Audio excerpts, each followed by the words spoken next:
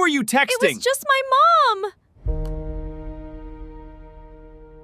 मानसिक बीमारी में जिस पेशेंट को ये डिल्यूजन है, ये वहम है, उसे बार-बार ये अंदर से ही विचार आता है कि इसने बाहर देखा या किसी और ने इसकी तरफ देखा, मतलब इन दोनों में कुछ अफेयर है। तो इस वजह से वो क्या करते हैं कि जो भी मेहमान आते हैं घर पे या जो भी अननोन पर्सन या नोन पर्सन भी आता है, उससे शक की निगाह से कंटीन्यूअस देखना, अपनी वाइफ को कंटीन्यूअस देखते रहना, एक दबाव बनाए रखना कि उसने किसी से मिक्स अप नहीं होना चाहिए, किसी और व्यक्ति से बात नहीं करनी चाहिए, हर बात आके शेयर करनी चाहिए, उन्हीं के सामने फ़ोन पर बात करना चाहिए। मान लीजिए कि एक वाइफ है जिसके प्रति उन्हें शक है, तो वाइफ मान लो फ़ोन पे बात करते-करते अपने घरवालों से और फ़ोन रख देती है। जब ये जो पेशेंट है, उनकी एंट्री होती है, तो उन्हें लगता है कि ये किसी और से बात कर रही थी। सबूत देने के बाद, कॉल डायलिंग या बाकी चीज़ों के बाद भी ये नहीं जाता है। ये डिल्यूजन ऑफ इन्फिडिलिटी क्यों होता है? क्योंकि इसमें उस पेशेंट के ब्रेन में डोपामाइन बढ़ जाता है और जो सेरोटोनिन है, वो कम हो जाता है। इसकी वजह से क्या होता है, हाइपर डोपामाइन होने की वजह से जो चीज़ें नहीं है, वो भी इमेजिनेशन होने लगती है। कुछ केसेस में कानों में आवाज़ तक आती है कि ये किसी से बात कर रही थी और मुझे आवाज़ आई, जबकि कोई वहाँ नहीं था।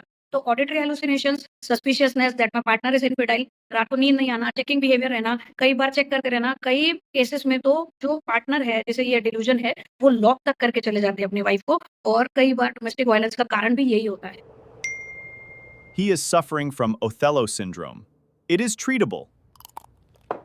अब इस न्यूरोकेमिकल इम्बैलेंस को कैसे ठीक करना है? इसमें पेशेंट यूजुअली स्टार्टिंग स्टेज में फिर भी मान जाएगा कि दोनों में हस्बैंड वाइफ में जो क्वारल हो रहा है, उसे काउंसलिंग के लिए आगे लिया जाए। बट जब मॉडरेट स्टेज पार हो जाती है, माइल्ड से आगे, तो यूजुअली पेशेंट नहीं मानता कि ये एक बीमारी है और बाकी के लोगों को भी वो नॉर्मल लगेगा क्योंकि उसके सिम्पटम्स सिर्फ़ और सिर्फ़ उसकी पत्नी से रिलेटेड आते हैं। जब ये सीवियर लेवल पर चला जाता है और उसे लगभग हर एक पर शक होने लगता है अपोज़िट सेक्स जेंडर पर कि इसके साथ भी चक्कर है, उसके साथ भी है और वो झगड़े करने लग जाते हैं, तब ये यूजुअली नेबर्स तक बात पता चलती है और पता चलता है कि गंभीर रूप से मानसिक से बीमार है। तो यूजुअली इसे माइल्ड स्टेज पर ही आप पता करें कि सामने वाले को शक शंका है, उसमें रियलिटी कितना है, कितना नहीं है। और अगर आपको लग रहा है कि उनके जो वहम हैं, वो बिना किसी लॉजिक, बिना किसी फैक्ट के हैं, तो आपने जल्दी से जल्दी ट्रीटमेंट लेनी चाहिए। इसी वजह से कई बार सामने वाला पेशेंट जो है, इसी विचारों में आकर, इसी हैलुसिनेशंस में आकर अपनी वाइफ पर डोमेस्टिक वायलेंस और काफ़ी इंजूरियस या असॉल्टेटिव बिहेवियर तक बात पहुँच जाती है। तो if this is regarding saving both the lives where the patient is not at fault, he is just mentally ill,